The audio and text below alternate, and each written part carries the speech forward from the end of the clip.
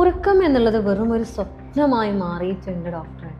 എനിക്കറിയില്ല എന്നാൽ ഞാൻ ലാസ്റ്റ് നല്ലോണം മനസ്സറിഞ്ഞ് ഉറങ്ങി രാവിലെ എണീറ്റ് നല്ല ഫ്രഷ്നെസ്സോട് കൂടെ എണീക്കുന്നത് എന്നുള്ളത് എനിക്ക് ഓർമ്മ പോലും ഇല്ല എന്ന് പല പേഷ്യൻസ് നമ്മളെ മുന്നിൽ വന്ന് പറഞ്ഞിട്ടുണ്ട്. അവരുടെ പരാതി എന്ന് പറയുന്നത് ഒന്നെങ്കിൽ അവർ കിടന്നു കഴിഞ്ഞാൽ ഉറക്കം വരില്ല, ഒരുപാട് തവണ തിരിഞ്ഞ് മറിഞ്ഞ് കിടന്ന് ഒരു 2 മണി 3 മണി ആവാണ്ട് ഉറക്കം വരാറില്ല എന്ന് പറയാറുണ്ട് ചില ആളുകൾ.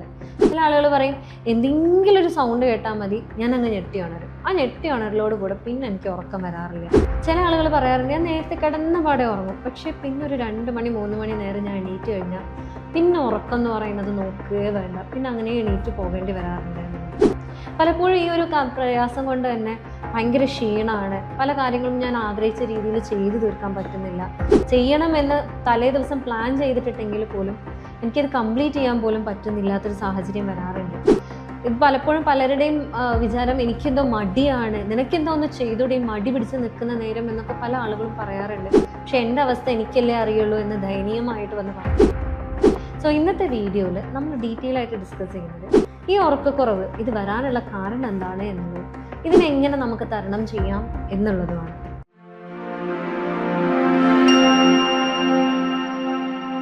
ഞാൻ ഡോക്ടർ ഹിബ അബ്ദുൽ മജീദ്, ഡോക്ടർ ഹിബ സറോവിയ, പെരിന്തൽമണ്ണ, മലപ്പുറം ജില്ല. പലപ്പോഴും പല ആളുകൾ ഇതിന് വേണ്ടിയിട്ട് ഒരുപാട് മരുന്നെടുത്തിട്ടുണ്ടാവും, കുറേ ഡോക്ടേഴ്സിനെ കാണിച്ചിട്ടുണ്ടാവും, പല രീതിയിലുള്ള ചായകൾ ഉണ്ടാക്കി കുടിച്ചിട്ടുണ്ടാവും, പല ഓൺലൈനിൽ കാണാവുന്ന എല്ലാ രീതിയിലുള്ള തെറാപ്പികളും അല്ലെങ്കിൽ ടെക്നിക്സൊക്കെ യൂസ് ചെയ്തിട്ടുണ്ടാവും.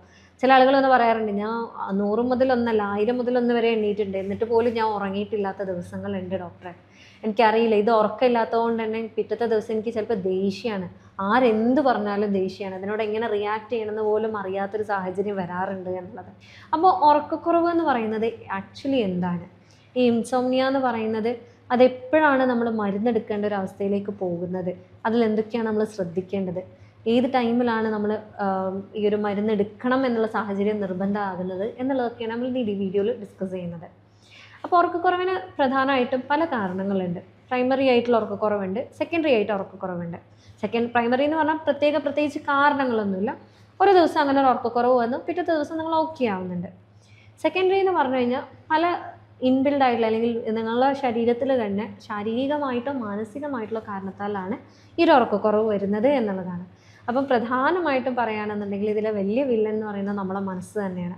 നമ്മളെ മനസ്സ് എന്ന് പറഞ്ഞാൽ ചില ആളുകൾ പറയും എനിക്കിപ്പം പറയത്തക്ക ടെൻഷനില്ല, എനിക്ക് സാഹചര്യങ്ങൾ വളരെ പോസിറ്റീവായിട്ടുള്ള സാഹചര്യങ്ങളാണ്, ടെൻഷനില്ല, എൻ്റെ മക്കളെല്ലാം ഞാൻ കല്യാണം കഴിച്ചു വിട്ടു, എൻ്റെ സാഹചര്യങ്ങളെല്ലാം സാമ്പത്തികമായിട്ടാണെങ്കിലും ശാരീരികമാണെങ്കിലും ഒക്കെ ഞാൻ ഓക്കെയാണ്, എനിക്ക് വേറെ അസുഖങ്ങളൊന്നുമില്ല, പണ്ടുണ്ടായിരുന്നു ഇപ്പം ഞാൻ ഓക്കെയാണ്, പക്ഷേ ഇപ്പോഴും എനിക്ക് ഉറക്കക്കുറവ് എന്താണ്?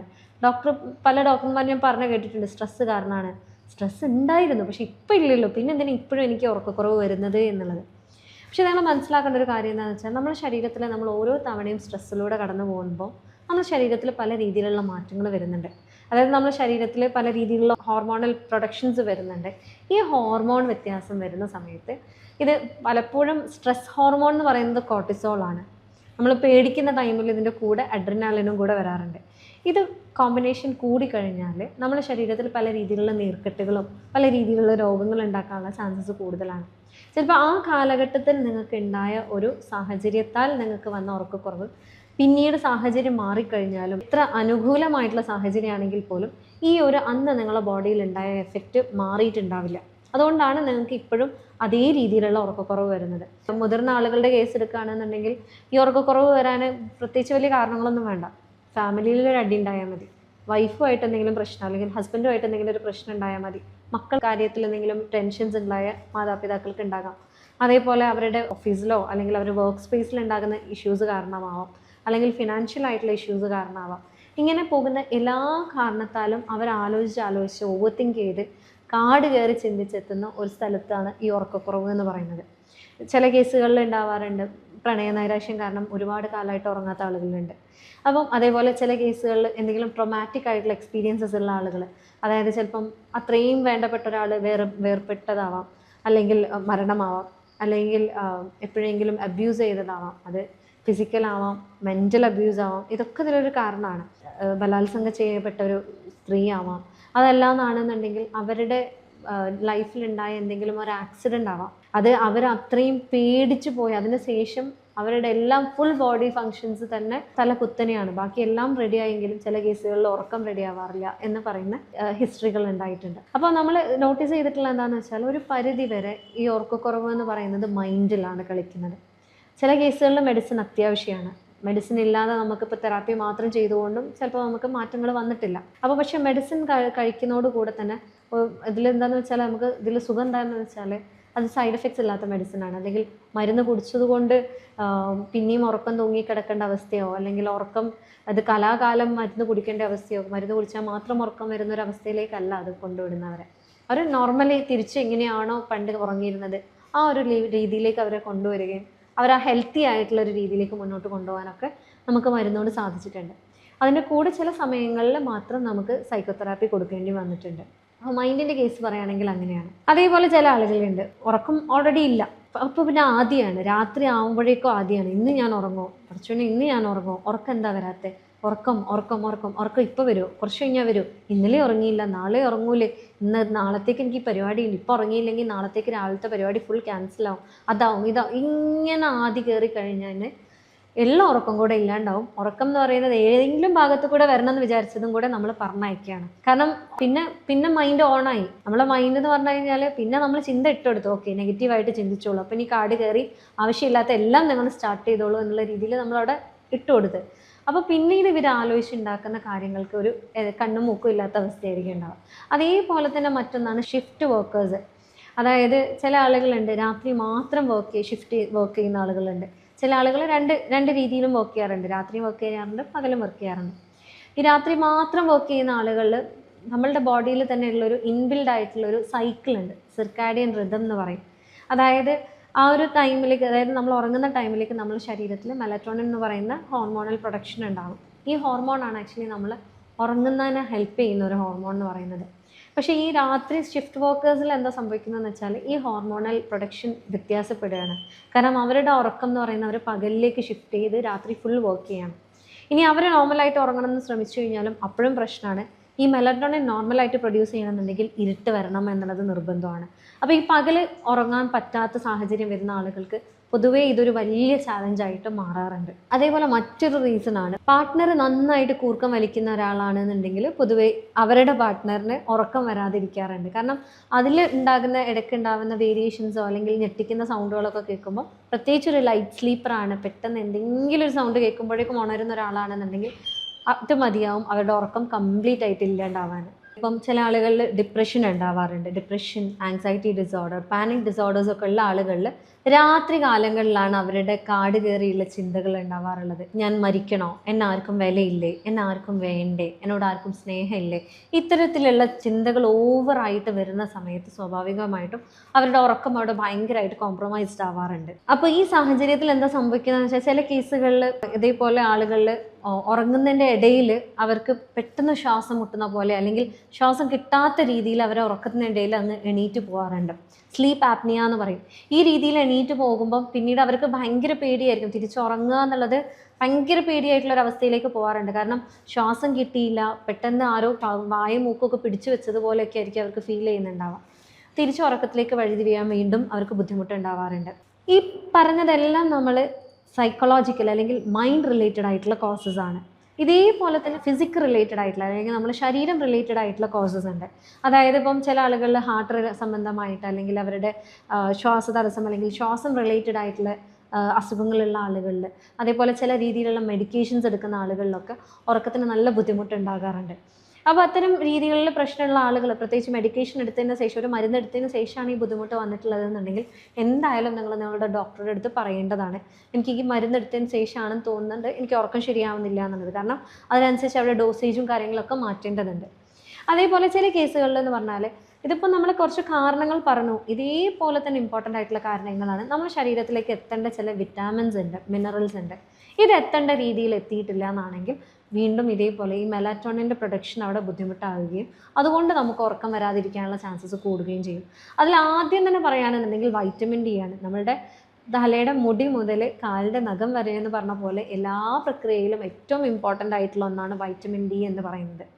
അപ്പം ഈ വൈറ്റമിൻ ഡിനെ നമ്മൾ കറക്റ്റായിട്ട് മാനേജ് ചെയ്യുന്നില്ല എന്നാണെന്നുണ്ടെങ്കിൽ, അതായത് നമ്മൾ ഇടയ്ക്ക് ചെക്ക് ചെയ്യും. ഇപ്പോൾ നല്ല ഉറക്കക്കുറവുള്ള ഒരാളോട് ഞാൻ ആദ്യം പറയാറുള്ളത് നിങ്ങൾ വൈറ്റമിൻ ഡി ഒന്ന് ചെക്ക് ചെയ്ത് നോക്കൂ എന്നുള്ളതാണ്. ചില കേസുകളിൽ ഇവർ നല്ല രീതിയിൽ വെയിൽ കൊള്ളുന്നുണ്ടെങ്കിൽ പോലും അവർക്ക് വൈറ്റമിൻ ഡി കുറവ് ഉണ്ടാകാനുള്ള ചാൻസ് ഉണ്ട്. കാരണം നമ്മുടെ നാട്ടിൽ നമ്മൾ പൊതുവേ ചെയ്യുന്നൊരു കാര്യമാണ്, പുറത്തിറങ്ങിയാൽ ദാഹിച്ചു കഴിഞ്ഞാൽ നമ്മൾ വെള്ളം കൊണ്ടുപോകുന്ന പരിപാടിയൊന്നുമില്ല, അടുത്ത് കാണുന്ന കടയിൽ നിന്ന് പ്ലാസ്റ്റിക് ബോട്ടിലെടുത്ത് വെള്ളം കുടിക്കും. ഈ പ്ലാസ്റ്റിക് ബോട്ടിൽസ് പലപ്പോഴായിട്ട് പുറത്ത് സ്റ്റോർ ചെയ്ത് പിന്നീട് അകത്ത് കൊണ്ടുവന്ന് വെക്കുന്നതാണ്. സ്വാഭാവികമായിട്ടും ഈ വൺ ടൈം പ്ലാസ്റ്റിക്സിൻ്റെ ഉള്ളിൽ ഉണ്ടാകുന്ന ചില അംശങ്ങൾ ഈ വെള്ളത്തിലേക്ക് ഈ വെയിൽ കൊള്ളുന്നതോടുകൂടെ ഇറങ്ങുന്നുണ്ട്. ഇത് നമ്മൾ കുടിക്കുന്നതോടുകൂടെ നമ്മളുടെ ലിവറിലാണ് ശരിക്കും നമ്മൾ വെയിൽ കൊണ്ടു കഴിഞ്ഞാൽ ആ ഒരു വൈറ്റമിൻ ഡിനെ നമ്മളെ ശരീരത്തിലേക്ക് പ്രോസസ്സ് ചെയ്യാൻ പറ്റുന്ന രീതിയിലേക്ക് മാറ്റിയെടുക്കുന്നത്. പക്ഷേ ഈ വെള്ളം കുടിക്കുന്നതോടുകൂടെ ഈ ലിവറിൽ ഉണ്ടാകുന്ന ഈ ഒരു പ്രോസസ്സിങ്ങിനെ ഇത് ഇല്ലായ്മ ചെയ്യുകയും നമ്മൾ വെയിൽ കുറേ കൊള്ളുന്നുണ്ട്, പക്ഷേ നമ്മുടെ ശരീരത്തിലേക്ക് വൈറ്റമിൻ ഡി യൂസ് ചെയ്യാൻ പറ്റുന്ന രീതിയിലേക്ക് എത്തുന്നില്ല എന്നുള്ളതാണ് സംഭവിക്കുന്നത്. അപ്പോൾ എപ്പോഴും വൈറ്റമിൻ ഡി ആണ് ഫസ്റ്റ് നിങ്ങൾ ചെക്ക് ചെയ്യേണ്ടത്. അതേപോലെ തന്നെയാണ് വൈറ്റമിൻ B6 കുറവാണെന്നുണ്ടെങ്കിൽ നമുക്ക് ഈ ഒരു പ്രശ്നം വരാറുണ്ട്. കാരണം എന്താണെന്ന് വെച്ചാൽ വൈറ്റമിൻ B6 നമ്മളുടെ മൈൻഡ് റിലേറ്റഡ് ആയിട്ടുള്ള ഈ ഒരു ഡിപ്രഷൻ അല്ലെങ്കിൽ ആ ഒരു രീതിയിലുള്ള പ്രശ്നങ്ങളൊക്കെ കുറേയൊക്കെ കൺട്രോൾ ചെയ്ത് നമ്മുടെ മൈൻഡ് ഒന്നും കൂടെ സൂതൻ ചെയ്യാനും റിലാക്സ് ചെയ്യാനും ഹെൽപ്പ് ചെയ്യുന്ന ഒന്നാണ് വൈറ്റമിൻ B6 എന്ന് പറയുന്നത്. അതേപോലെ വൈറ്റമിൻ B12 അത് ഡയറക്റ്റ്ലി റിലേഷനാണ് നമ്മളുടെ ഡിപ്രഷനൊക്കെ ആയിട്ട്. അപ്പം വൈറ്റമിൻ B12 ചില സമയത്ത് നമ്മൾ ചെക്ക് ചെയ്യാൻ പറയാറുണ്ട്. കാരണം ഭയങ്കര ഇഷ്യൂ ഉണ്ട് ഡിപ്രഷൻ, അതിൻ്റെ കൂടെ ആൻസൈറ്റി ഡിസോർഡേഴ്സ് ഒക്കെ ഉണ്ടെന്നുണ്ടെങ്കിൽ എപ്പോഴും വൈറ്റമിൻ B12 നമ്മൾ അതിൻ്റെ കൂടെ ചെക്ക് ചെയ്യാൻ പറയാറുണ്ട്. അതേപോലെ തന്നെ ഇമ്പോർട്ടൻ്റ് ആണ് അയൺ. ഇരുമ്പിൻ്റെ സത്ത് കുറവാണെന്നുണ്ടെങ്കിലും ഇത്തരത്തിലുള്ള ബുദ്ധിമുട്ട് വരാറുണ്ട്. അത് മാത്രമല്ല മാഗ്നീഷ്യത്തിൻ്റെ കുറവുണ്ടെങ്കിലും ഉറക്കക്കുറവ് വരാനുള്ള ചാൻസസ് വളരെ കൂടുതലാണ്. നിങ്ങൾ തന്നെ കണ്ടിട്ടുണ്ടാവും പല ആളുകളും പറയുന്നത് മാഗ്നീഷ്യത്തിൻ്റെ സപ്ലിമെൻ്റ് എടുത്തതിന് ശേഷമാണ് ഞാൻ ബെറ്ററായി എന്നൊക്കെ. പക്ഷേ എല്ലാ കേസിലും മാഗ്നീഷ്യം അങ്ങനെ എടുക്കുന്നത് അത്ര സേഫ് അല്ല. കാരണം ഓവർ ഡോസ് ചെയ്ത് കഴിഞ്ഞാലും മാഗ്നീഷ്യം അപകടങ്ങൾ ഉണ്ടാക്കാൻ സാധ്യതയുണ്ട്. അപ്പോൾ നിങ്ങൾക്ക് ഇത്തരത്തിൽ ഉറക്കക്കുറവ് വരികയാണെന്നുണ്ടെങ്കിൽ നിങ്ങൾ ആദ്യം എന്താണ് ചെയ്യേണ്ടത്, എന്തുകൊണ്ടാണ് ഈ ഉറക്കക്കുറവ് വരുന്നത് എന്നുള്ളത് നിങ്ങൾ റിയലൈസ് ചെയ്യുക എന്നുള്ളതാണ്.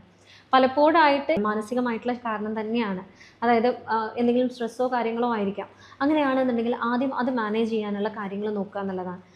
നമ്മളുടെ സാഹചര്യങ്ങളെ നമ്മൾക്കൊരിക്കലും മാറ്റാൻ കഴിയില്ല. നമുക്ക് നമ്മളായിട്ട് മാറാനേ കഴിയുള്ളൂ. നമ്മളെ സാഹചര്യം മാറിയിട്ട് ഞാനൊന്ന് നന്നായിട്ട് ഉറങ്ങട്ടെ എന്ന് പറഞ്ഞു കഴിഞ്ഞാൽ ആ ഉറക്കം ഈ ജന്മത്തിൽ ഉണ്ടാവില്ല. കാരണം ഒരു സാഹചര്യം കഴിഞ്ഞാൽ അടുത്ത സാഹചര്യം വരും, അടുത്ത ടെൻഷൻ വരും. പക്ഷേ ഓരോ ടെൻഷനും വരുമ്പോഴും ഓരോ സാഹചര്യം വരുമ്പോഴും നമ്മൾ എങ്ങനെ അതിനെ നോക്കിക്കാണുന്നോ അതിനനുസരിച്ചാണ് ആക്ച്വലി ഈ പ്രശ്നം നമ്മളെ ബാധിക്കുന്നത് എന്നുള്ളതാണ്. ചില കാര്യങ്ങളുണ്ട് നമുക്കൊരിക്കലും അതിൽ ഒന്നും ചെയ്യാൻ കഴിയില്ല. ചില മരണങ്ങൾ അല്ലെങ്കിൽ ചില അബ്യൂസുകൾ, ചില ടെൻഷനുകൾ നമുക്കൊരിക്കലും ഒഴിച്ചുകൂടാൻ പറ്റാത്തതാണ്. നമ്മൾ എത്ര വേണ്ടാന്ന് പറഞ്ഞു കഴിഞ്ഞാലും നമ്മൾക്ക് അതിൻ്റെ ഉള്ളിൽ നിന്ന് ഒറ്റയ്ക്ക് പുറത്ത് വരാൻ ഭയങ്കര ബുദ്ധിമുട്ടുണ്ടാവും. പക്ഷേ ആ സാഹചര്യങ്ങളിൽ നിങ്ങൾ തെറാപ്പി ട്രൈ ചെയ്യുക. തെറാപ്പി ട്രൈ ചെയ്തിട്ടും മാറ്റമില്ല, നിങ്ങൾക്ക് സൈക്കോളജിസ്റ്റിൻ്റെ അടുത്ത് പോയി അല്ലെങ്കിൽ നിങ്ങളുടെ സൈക്കോതെറാപ്പിസ്റ്റിൻ്റെ അടുത്ത് പോയി ഇതൊന്നും ചെയ്തിട്ട് നിങ്ങൾക്കത് ഓക്കെ ആയിട്ടില്ല എന്നാണെന്നുണ്ടെങ്കിൽ നിങ്ങൾ എൻ്റെ അടുത്തേക്ക് വരൂ. ഞാനതാണ് പറയുക. കാരണം എന്താണെന്ന് വെച്ചാൽ ഏറ്റവും സിമ്പിളായിട്ട് ഒരു പാർശ്വഫലങ്ങളും ഇല്ലാണ്ട് നിങ്ങൾക്ക് നല്ല രീതിയിൽ നിങ്ങളെ മാറ്റിയെടുക്കാൻ പറ്റുന്ന ഒരവസ്ഥയിലേക്ക് നമുക്ക് എത്തിക്കാൻ കഴിയും.